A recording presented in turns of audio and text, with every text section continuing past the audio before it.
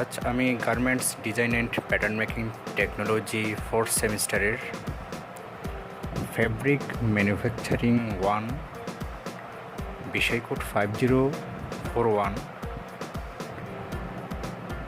এর কিছু টপিক নিয়ে আলোচনা করব।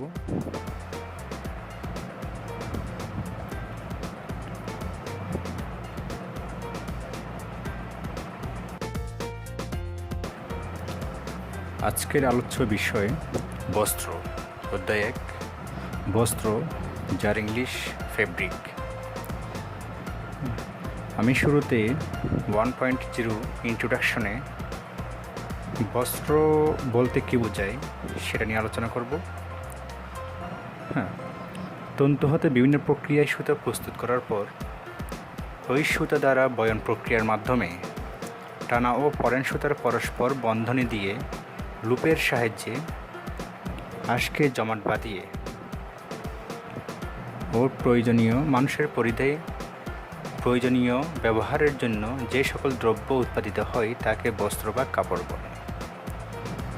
তন্তু বলতে কি বোঝাচ্ছে? আঁশ বা ফাইবার, টেক্সটাইল ফাইবার, আঁশ। অর্থাৎ আঁশ থেকে বিভিন্ন প্রক্রিয়ায় সুতা প্রস্তুত করার পর সুতা প্রস্তুত করার প্রক্রিয়াটা কি? স্পিনিংয়ে বিভিন্ন প্রসেস আছে, ব্লোরুম, কার্ডিং, ড্রয়িং, আরও অনেক প্রসেস আছে। স্পিনিং হচ্ছে ফিনিশিং সর্বশেষ প্রসেস, স্পিনিং মিলের রিং ফ্রেমটা হচ্ছে সর্বশেষ প্রসেস। ওকে, তাহলে এখানে কী বলছে? আঁশ থেকে বিভিন্ন প্রক্রিয়ায় তন্তু বা আঁশ হতে বিভিন্ন প্রক্রিয়ায় সুতা প্রস্তুত করার পর ওই সুতা দ্বারা বয়ন প্রক্রিয়ার মাধ্যমে টানা ও পরেন সুতায় পরস্পর বন্ধনী দিয়ে, এখানে বলছে কি তিনটা কথা বলছে, পরস্পর বন্ধনী দিয়ে, যেটাকে আমরা বলি উইভিং প্রসেস, যেটার মাধ্যমে যে ফ্যাব্রিক তৈরি করা হয় সেটাকে ওপেন ফ্যাব্রিক বলা হয়।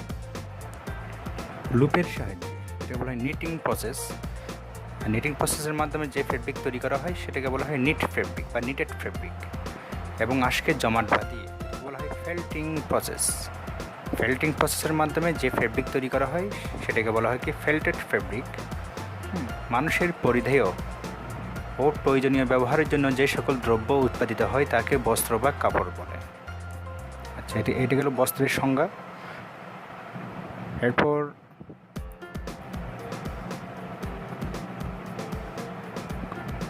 কোনো যন্ত্রের সামনে ও পিছনে বিম রেখে, যেটা হচ্ছে উইভিং প্রসেস, অর্থাৎ তাঁত নামক যন্ত্রে বা লুম হচ্ছে ইংলিশ শব্দ, আর যেটার বাংলা হচ্ছে তাঁত মেশিন। তাঁত নামক যন্ত্রে বা কোনো যন্ত্রের সামনে ও পিছনে বিম রেখে এক প্রস্থ টানা সুতাকে টান অবস্থায় রেখে এর মধ্য দিয়ে পরেন সুতা সুবিন্যস্তভাবে বন্ধনী সৃষ্টি করাই বয়নের মূলনীতি।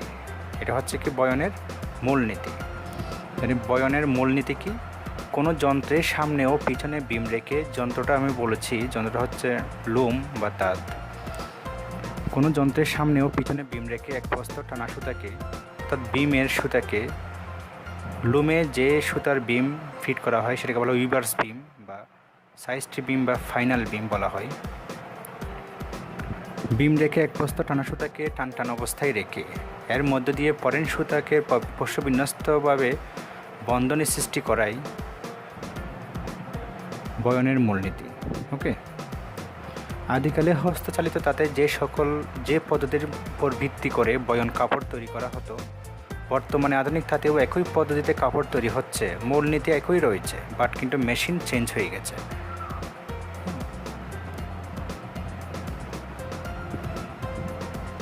এখন হচ্ছে আধুনিক তাঁত, আগে ছিল গতানুগতিক তাঁত, অর্থাৎ যেমন হস্তচালিত তাঁত ছিল, গর্ত তাঁত ছিল, ফ্রেম তাঁত ছিল। যেমন এতে মূলনীতির কোনো পরিবর্তন হয়নি। টানা সুতা কাপড়ের দৈর্ঘ্য বরাবর পক্ষান্তরে পরেন সুতার প্রস্থ বরাবর অবস্থান করে। আগেও যেরকম টানা সুতার দৈর্ঘ্য বরাবর এবং পরেন সুতা প্রস্থ বরাবর অবস্থান করত, বর্তমানেও কিন্তু ঠিক সেম একই রকম অবস্থান করতেছে, বাট কিন্তু এখন হচ্ছে পাওয়ার লুম, আগে ছিল হস্তচালিত লুম ছিল। তখন প্রোডাকশন কম ছিল, উৎপাদন ব্যয় বেশি ছিল, কোয়ালিটি সম্পন্ন প্রোডাক্ট কম উৎপাদন হতো। এখন বর্তমানে প্রোডাকশন বেশি, উৎপাদন ব্যয় কম এবং কোয়ালিটি সম্পন্ন প্রোডাক্ট পাওয়া যাচ্ছে।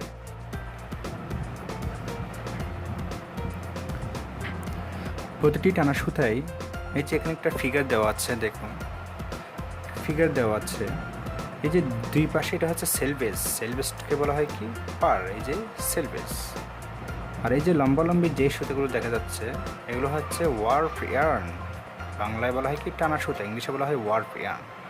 আর এই যে প্রস্থ বরাবর যে সুতাগুলো দেওয়া দেখা যাচ্ছে এগুলোকে বলা হয় কি ওয়েফট ইয়ার্ন। এই যে দেখানো হয়েছে এখানে চিহ্নিত করানো হয়েছে, এগুলো হচ্ছে ওয়েফট ইয়ার্ন, বাংলায় বলা হয় কি পরেন সুতা। ওকে, প্রতিটি টানা সুতাই অন্যান্য টানা হতে আলাদা। এর উপরে স্বতন্ত্র টানা সুতাগুলোর সমন্বয়ে এক প্রস্থ টানা তার যন্ত্রে স্থাপন করা হয়। অপরদিকে পরেন সুতা কাপড়ের বহর সমান বন্ধনী করে একের পর এক সাহিত্য থাকে টানার সাথে। এই বন্ধনী শেডিংয়ের মাধ্যমে সৃষ্টি হয়ে কাপড়ের রূপ নেয়। ওকে,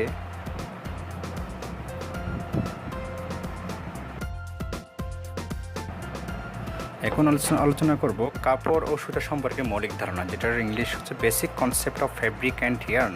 basic concept of fabric and yarn. Okay, আমি কাপড়ের সঙ্গে আগেও পড়েছি, আবার এখানে পড়তেছি। তন্তু হতে বিভিন্ন প্রক্রিয়ায় সুতা প্রস্তুত করার পর ওই সুতা দ্বারা বয়ন প্রক্রিয়ার মাধ্যমে টানা ও পরান সুতায় পরস্পর বন্ধনী দিয়ে লুপের সাহায্যে এবং আঁশকে জমাট বাঁধিয়ে মানুষের পরিধেয় প্রয়োজনীয় ব্যবহারের জন্য যে সকল দ্রব্য উৎপাদিত হয় তাকে বস্ত্র বা কাপড় বলে। ওকে, এখানে তিনটা কথা বলেছে। টানা ও পরান সুতায় পরস্পর বন্ধনী দিয়ে, যেটা হচ্ছে উইভিং প্রসেস, লুপের সাহায্যে নিটিং প্রসেস, আঁশকে জমাট বাঁধিয়ে ফেল্টিং প্রসেস। ওকে, নন ওপেন প্রসেস যেটাকে বলা হয়। ওকে, বয়ান কাপড়ের জন্য কমপক্ষে 2 সেট সুতার প্রয়োজন হয়। একটিতে টানা সুতা বয়ান কাপড় বলতে ওপেন ফ্যাব্রিকের কথা বলা হচ্ছে। উইভিং প্রসেসের মাধ্যমে যে ফ্যাব্রিক তৈরি করা হয় 2 সেট সুতার প্রয়োজন হয়, 1 সেট টানা সুতা, 1 সেট পরেন সুতা। টানা সুতা যে বিমে জড়ানো থাকে তাকে উইভার্স বিম বলে, আর পরেন সুতা কাপড়ের পার বরাবর এক পার থেকে অপর পারে মাকুর মাধ্যমে চলাচল করে, মাকুর মাধ্যমে পাস হয়। ওকে, মাকুর মাধ্যমে এক পার থেকে অপর পারে যায়। এই টানা সুতা জাপের মাধ্যমে শেড সৃষ্টি করে ও শেডের মধ্য দিয়ে পরেন সুতা সহ মাকু কাপড়ের এক পার থেকে অপর পারে চলাচল করে। এভাবে ফলশ্রুতিতে একটা কাপড়, একটা ফ্যাব্রিক আমরা ডেলিভারি পাই। ওকে, তাহলে শেড, এখানে একটা কথা বলা হচ্ছে শেড কিসের মাধ্যমে তৈরি করা হয়? শেডিং মেকানিজমের মাধ্যমে। শেডিং মেকানিজম আমরা জানি 4টি: tappet shedding, lapped shedding, dobby shedding, jacquard shedding. Okay, তাহলে এই যে ঝাপের মাধ্যমে, ঝাপটা ওঠানামা করতেছে শেডিং মেকানিজমের মাধ্যমে। ওকে, এই যে ঝাপের বচক্ষুর, ঝাপের হিল ডাইয়ের মধ্য দিয়ে যে সুতাগুলো প্রবেশ করানো হয়েছে, ওই ঝাপগুলো যখন উপরে উঠবে ওই সুতাগুলো উপরে উঠে যাবে, আর যেই ঝাপগুলো নিচে নামবে ওই ঝাপের হিল ডাইয়ের মধ্য দিয়ে, অথবা মেইল আইয়ে বলা হয়, মেইল আইয়ের ভিতর দিয়ে যে সুতাগুলো প্রবেশ করানো হয়েছে সেই সুতাগুলো নিচে নেমে যাবে। ফলশ্রুতিতে 2টা লেয়ার তৈরি হবে, 2টা স্তর তৈরি হবে, 1 স্তর উপরে 1 স্তর নিচে। টানা সুতার 2 স্তর তৈরি হয়ে গেল এবং একটা মাঝখানে একটা কী হয়ে গেল, শেড, ফাঁকা স্থান তৈরি হয়ে গেল। এই ফাঁকা স্থানের মধ্য দিয়ে মাখু কাপড়ের এক পার থেকে অপর পারে পরেন সুতাকে নিয়ে যাবে। এইভাবে পর্যায়ক্রমে প্রসেসগুলো চলতে থাকবে। ওকে, এক পর্যায়ে আমরা একটি ফেব্রিক ডেলিভারি পাবো। ওকে, আলোচনা করব কাপড় তৈরির বিভিন্ন রকম পদ্ধতি নিয়ে। কাপড় তৈরির 4টা পদ্ধতি রয়েছে: weaving process, knitting process, non woven process, felting process. আবার প্রত্যেক প্রকার কাপড়ের গঠন, বৈশিষ্ট্য, ব্যবহার ভিন্নতা রয়েছে। শুধু তাই নয়, প্রত্যেক প্রকার কাপড়ের উৎপাদন প্রণালী, মেশিন আলাদা। নিচে বিভিন্ন প্রকার কাপড় সম্পর্কে আলোচনা করা হলো। যেমন উইভিং প্রসেস বলতে কী বুঝি? তাঁত নামক যন্ত্রের সামনে ও পিছনে 2টা বিম রেখে, একটা টানা সুতার বিম, একটা কাপড়ের বিম বা ক্লথ বিম, ক্লথ রোলার। বিমের সুতাকে শেডিং মেকানিজমের মাধ্যমে বা ঝাপের সাহায্যে 2 ভাগে ভাগ করে, 2 স্তরে ভাগ করে শেড গঠন করে শেডের মধ্য দিয়ে পরেন সুতা প্রবেশ করিয়ে টানা ও পরেন সুতার পরস্পর সমকোণী বন্ধনের মাধ্যমে কাপড় তৈরির প্রক্রিয়াকে উইভিং বলা হয়। ওকে, এখন আসি নিটিং বলতে কি বুঝি? যে প্রক্রিয়ায় মেশিন বা হস্ত দ্বারা এক ধরনের বিশেষ নিডেল ব্যবহার করে বিশেষ নিয়মে লুপ তৈরি করে উক্ত লুপগুলোকে পরস্পরের সাথে লম্বালম্বি অথবা ভার্টিক্যাল এবং হরিজন্টালিভাবে সংযোজিত করে কাপড় তৈরি হয় তাকে নিটিং বলা হয়। ওকে, নিটিং এটা দুই প্রকার, ওয়ার্ফ নিটিং, ওয়েভ নিটিং। তো দৈর্ঘ্য বরাবর লুপ তৈরি যেটা করা হয় সেটা হচ্ছে ওয়ার্ফ নিটিং, আর যখন প্রস্থ বরাবর লুপ তৈরি করে কাপড় তৈরি হবে সেটা হচ্ছে ওয়েভ নিটিং। ওকে, নন-ওভেন কাপড় কি?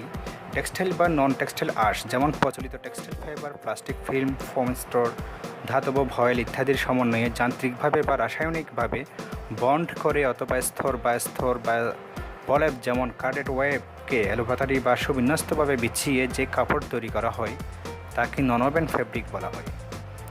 অন্যভাবেও বলা যায়, যেমন আঠালো পদার্থ স্টিচ বন্ডিং, নিডেলিং বা ফেল্টিংয়ের মাধ্যমে ওয়েবকে একত্রে লক করে ইন্টারলেসিং বা ইন্টারউইভিং না করে যে কাপড় তৈরি করা হয় তাকে নন-ওভেন কাপড় বলা হয়। ওকে, নন-ওভেন কাপড় নিয়ে আরও কিছু কথা আছে। নন-ওভেন কাপড়ের প্রধান উপকরণ হলো সেলুলোজিক ফাইবার, কটন, রেয়ন ও অ্যাসিটেট। এছাড়াও কৃত্রিম তন্তু গুরুত্বপূর্ণ ভূমিকা পালন করে। তন্তু বলতে কি? আঁশ, কৃত্রিম তন্তু, যেটা ম্যানমেড ফাইবার। এই কাপড়ের ব্ল্যান্ডে কৃত্রিম আঁশে বিদ্যমান কেমিক্যাল বন্ডিং এজেন্ট বা থার্মোপ্লাস্টিক গুণাবলীর উপর ব্যবহার নির্ভর করে। অন্যদিকে ফেল্টের জন্য প্রধান উপকরণ হলো উল।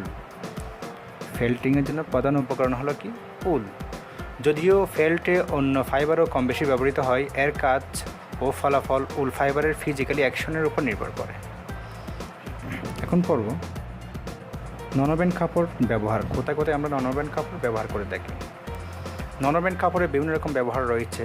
তা হলো সার্জিক্যাল গাউন হিসেবে ব্যবহার করা হয়, মাস্ক, ব্যান্ডেজ, ন্যাপকিন, মাদুর, তোয়ালে, টেবিল কভার, ডায়াপার, কম্বল, কার্পেট, টুপি, লাইনিং, ইন্টারলাইনিং হিসেবে ব্যবহার করা হয়। এখন আলোচনা করব ফেল্টিং প্রসেস নিয়ে। ফেল্টিং কি? ফেল্টিং একটি বিশেষ ধরনের কাপড় তৈরির পদ্ধতি। বিভিন্ন টেক্সটাইল ফাইবার দ্বারা শীট প্রস্তুত করে উক্ত শীটকে জমাট বাঁধিয়ে বা আঠালো পদার্থ দ্বারা সন্নিবেশিত করে ও স্টিচিং করে আটকিয়ে যে কাপড় তৈরি করা হয় তাকে ফেল্টিং বলা হয়।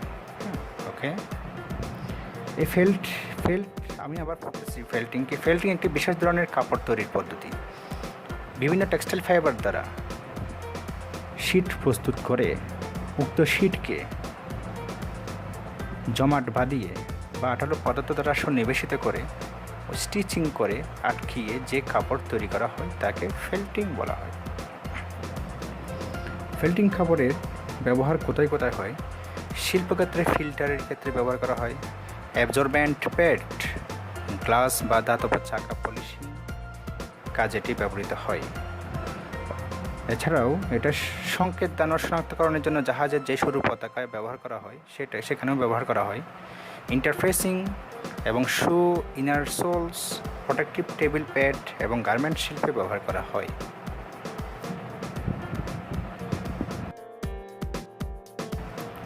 এখন আমি আলোচনা করব কাপড় তৈরির প্রধান কাঁচামালের বৈশিষ্ট্য। এবং কাপড় তৈরির কাঁচামাল কি? সুতা। আমরা জানি ইয়ার্ন তৈরির কাঁচামাল ফাইবার, আঁশ। ফেব্রিক তৈরির কাঁচামাল ইয়ার্ন বা সুতা। গার্মেন্টস তৈরির কাঁচামাল হচ্ছে ফেব্রিক বা কাপড়। ওকে, যেটা ফিট মেটেরিয়াল সেটা হচ্ছে কাঁচামাল, raw materials. Properties of main raw materials of fabric manufacturing. Okay, প্রথমে আলোচনা করা হয়েছে পলিয়েস্টার ব্লেন্ড সুতার বিশেষ গুণাবলী। পলিয়েস্টার ব্লেন্ডেড সুতার কি বিশেষ গুণাবলী? 50%-এর অধিক পলিয়েস্টার স্টাপল ফাইবার ব্লেন্ড সুতার উচ্চ টেনাসিটি এবং উচ্চ ইলংগেশনের ব্রেক।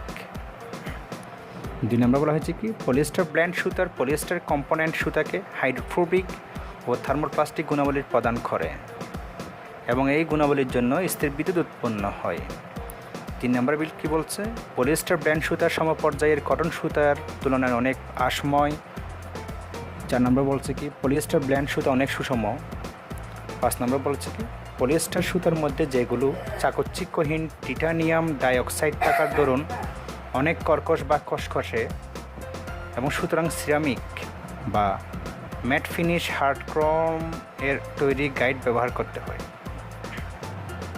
ওকে, এটা হলো পলিস্টার ব্র্যান্ড সুতার বিশেষ গুণাবলী। হচ্ছে বয়নে ব্যবহৃত সুতার সাধারণ গুণাবলী। আমরা যে ওভেন ফেব্রিক উইভিং প্রসেসের যে সুতা ব্যবহার করে থাকি ওই ওভেন ফেব্রিক তৈরির ক্ষেত্রে সেই সুতা কী কী কী গুণাবলী সম্পন্ন হতে হবে। এক নম্বর বলছি সুতা সুষম হতে হবে, সুতাকে অবশ্যই পরিষ্কার হতে হবে। কাপড় বয়নের সময় চাপ এবং ঘর্ষণে যাতে অতিরিক্ত সুতা না ছিঁড়ে সেরকম মজবুত শক্তি সম্পন্ন হতে হবে। সুতার গিট আদর্শ ধরন ও আকারে হতে হবে যাতে সানা ও মাকুর মধ্য দিয়ে সহজে অতিক্রম করতে পারে। টানা সুতায় সমভাবে মার দিতে হবে। মার কেন দেওয়া হয়? সুতার শক্তি বৃদ্ধি করার জন্য, সুতার সুষমতা করার জন্য, সুতার দিক তিনটা রিমুভ করার জন্য, অর্থাৎ সুষম করার জন্য, সুতা শক্তি সম্পন্ন করার জন্য, হিয়ারিনেস দূর করার জন্য। ওকে, আরও অনেক আছে। টানা সুতায় সমভাবে মার দিতে হবে এবং মারের পরিমাণ এমন হতে হবে যাতে বয়নের সময় সানা এবং ঝাঁপের ঘর্ষণ হতে টানা সুতাকে রক্ষা করতে পারে এবং টানা সুতার লোমশ ভাব দূর করে। সুতার সাথে রিডের ঘর্ষণটা বেশি হয় এবং সুতার যত ঝড় তুফান যায় উইভিং প্রসেসের সময় সমস্ত ঝড় তুফান হচ্ছে টানা সুতার উপর। ঝাঁপ যখন উঠানামা করে একটা টেনশন ক্রিয়েট হয়। রিড যখন ফেল অফ দ্য ক্লথের সাথে এবং তার ফেল অফ দ্য ক্লথ এবং রিডের স্থান যখন মুভমেন্ট করে তখন সেই ক্ষেত্রে টানা সুতার সাথে রিডের তারের একটা কী হয়, ঘর্ষণ হয়। যত ঝড় তুফান যায় সব টানা সুতার উপরে, এই জন্য টানা সুতার উপর মার দিতে হয়। পরের সুতায় মার দেওয়া হয় না, টানা সুতায় মার দেওয়া হয়, কারণ যাতে সুতা না ছিঁড়ে। প্রত্যেকটি টানা সুতা সঠিক দৈর্ঘ্যের হতে হবে এবং সেখানে কোনো ছেঁড়া সুতা থাকা চলবে না। সুতাকে অবশ্যই স্থিতিস্থাপক ইলাস্টিক গুণ সম্পন্ন হতে হবে। পরেন সুতাকে অবশ্যই যত সম্ভব গিট মুক্ত হতে হবে, লোমশ ভাব মুক্ত সুতা হতে হবে। ওকে, বুঝা গেছে আশা করি। এইগুলো আমার properties of main raw materials of fabric manufacturing, তো যেটা বাংলা হচ্ছে কাপড় তৈরি। আলোচনা করব কাপড়ের শ্রেণীবিভাগ, ক্লাসিফাই দ্য ফেব্রিক। ওকে, বস্ত্রকে বা কাপড়কে প্রধানত তিন ভাগে ভাগ করা হয়েছে। একটা হচ্ছে woven fabric, knitted fabric, non woven fabric. কয় ভাগে? তিন ভাগে। Woven fabric, knitted fabric, non woven fabric. Woven ফেব্রিকের বাংলা বয়ান কাপড়, নিটেড ফেব্রিকের বাংলা নিটেড কাপড়, নন ওভেন ফেব্রিকের বাংলা হচ্ছে নন ওভেন কাপড়। ওকে, এছাড়াও ট্রাইঅক্সিয়াল ফেব্রিক নামে এক ধরনের বয়ান কাপড় আছে। আমেরিকার পেনসিলভানিয়া রাজ্যের নরিস এফ ডো বিগত 1960 সালে প্রথাগত 2 সেট সুতার স্থলে 3 সেট সুতা ব্যবহার করে এক বয়ান কাপড়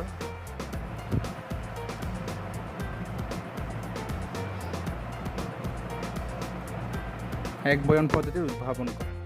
এই কৌশলটি বেত দ্বারা বয়নকৃত পদ্ধতির উপর ভিত্তি করে উদ্ভাবিত, যার ব্যবহার আসন ও চেয়ারের পিছনে দেখা যায়। ওকে, আমরা যেটা বেতের চেয়ার দেখতে পাই। তার পদ্ধতিটি যুক্তরাষ্ট্রের প্যাটেন্টকে গ্যারান্টি দেওয়ার জন্য অতুলনীয় ছিল, যাকে তিনি ডোইপ নাম দিয়েছেন, কারণ তার নাম হচ্ছে কি নরিস এফ ডো। এই জন্য তার নামানুসারে ওই প্রসেসটার নাম হচ্ছে ডোইপ।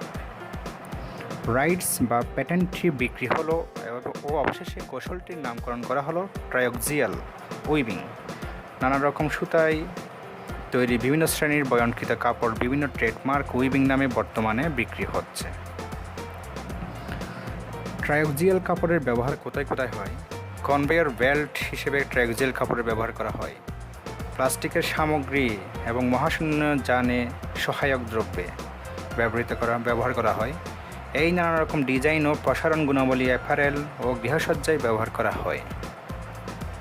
ওকে, এটা গেল কি কাপড়ের শ্রেণী বিভাগ, তো ক্লাসিফাই দ্য ফেব্রিক। এখন আলোচনা করব বয়ান কাপড়ের শ্রেণী বিভাগ, ক্লাসিফিকেশন অফ ওভেন ফেব্রিক। ওকে, বয়ান কাপড়কে প্রধানত 2 শ্রেণীতে ভাগ করা হয়েছে। একটা হচ্ছে সাধারণ স্ট্রাকচার বা সিম্পল স্ট্রাকচার, দুই নম্বর হচ্ছে সমন্বিত স্ট্রাকচার, এটা কম্পাউন্ড স্ট্রাকচার। সাধারণ স্ট্রাকচার বলতে কি, এক্ষেত্রে টানা ও পরেন সুতা একে অপরকে সমকোণে ছেদ করে এবং কাপড়ে টানার সাথে ও পরেনের সাথে সমান্তরাল অবস্থান থাকে। এই রূপ গঠনে শুধুমাত্র এক প্রস্থ টানা এবং এক প্রস্থ পরেন এবং সকল গাঠনিক সুতা সমভাবে কাপড় গঠনে ব্যবহৃত ও দক্ষতা প্রদর্শন করে। কম্পাউন্ড স্ট্রাকচার কি বলছে, এই ক্ষেত্রে একাধিক প্রস্থ টানা ও পরেন সুতা থাকে। এদের মধ্যে কিছু সুতা কাপড়ের জমিনে গঠনে অংশ নেন, যেমন গ্রাউন্ড সুতা। পক্ষান্তরে কিছু সুতা অলঙ্কৃত করার উদ্দেশ্যে, যেমন ফিগারিং বা ফেস ইয়ার্ন হিসেবে ব্যবহৃত হয়। এইরূপ কাপড়ে টানা ও পরেন উভয় ক্ষেত্রে সুতা সমান্তরাল নাও হতে পারে। এছাড়া গালিচাই, যেটা বলে কার্পেটে ব্যবহৃত সুতা, যা গালিচায় সমকোণে বহিস্তলম্বিত থাকে, যেমন পাইল সুতা। ওকে, আশা করি বোঝা গেছে। এটা গেল বয়ন কাপড়ের শ্রেণী বিভাগ, ক্লাসিফিকেশন অফ ওভেন ফেব্রিক। এখন আলোচনা করব টেকনিক্যাল টেক্সটাইল। টেকনিক্যাল টেক্সটাইল বলতে কী বোঝায়, যে সমস্ত কাপড় কারিগরি বা শিল্প কারখানার কাজে ব্যবহৃত হয় তার টেকনিক্যাল টেক্সটাইল নামে পরিচিত। নিম্নে কিছু টেকনিক্যাল টেক্সটাইলের নাম দেওয়া হয়েছে, যেমন শ্রেণী বিলটেক। টেকনিক্যাল টেক্সটাইলের শ্রেণী 1 নম্বর হচ্ছে কি বিলটেক, এটাকে বলা হয় বিল্টটেক। এটা কি স্থাপত্য নির্মাণ কাজে যে সমস্ত পোশাক ব্যবহার করা হয় সেটাকে বলা হয়েছে। অ্যাগ্রোটেক, তা কৃষিকাজ করার সময় তারা যে পোশাক গায়ে দেয় সেটাকে বলা হয় কি অ্যাগ্রোটেক। জিওটেক, তা সিভিল ইঞ্জিনিয়ারিং কাজ করার সময় তারা যে পোশাকটা পরিধান করে সেটা বলা হয় জিওটেক। মেডিটেক, চিকিৎসা ও স্বাস্থ্যবিধি সম্পর্কীয় কাজে যে সমস্ত টেক্সটাইল ব্যবহার করা হয় সেটা বলা হয় মেডিটেক, যেমন medical gown, surgical gown, mask, hand gloves, safety glass, আরও অনেক আছে।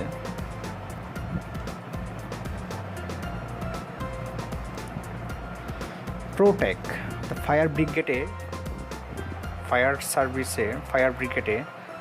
ফায়ার ফাইটাররা তারা সবাই যারা যে পোশাকটা যে টেক্সটাইলটা ব্যবহার করে সেটাকে বলা হয় প্রোটেক।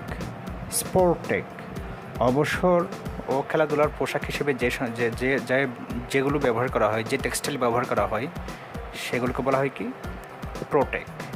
প্যাকটেক, তো পেকিং কাজে যে টেক্সটাইল ব্যবহার করা হয় সেটা হচ্ছে প্যাকটেক।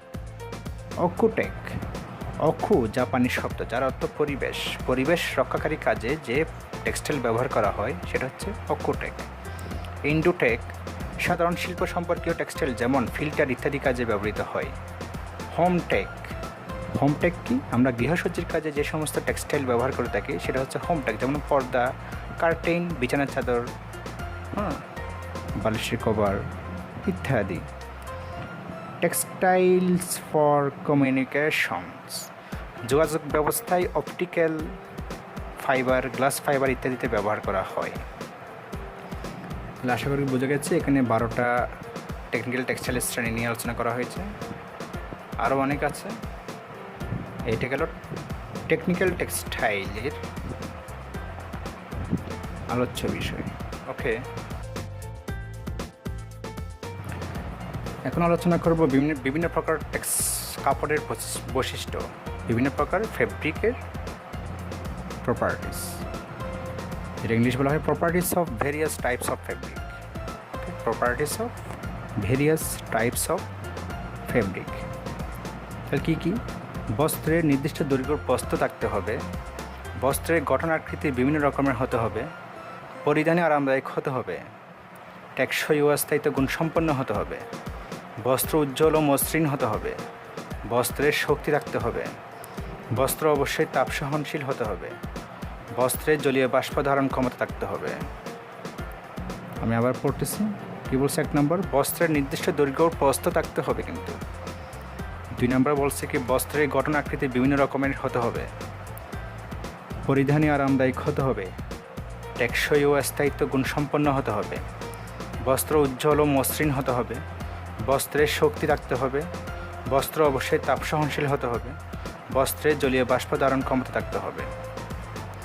তাহলে এটাকে বিভিন্ন প্রকার কাপড়ের বৈশিষ্ট্য, properties of various types of fabric.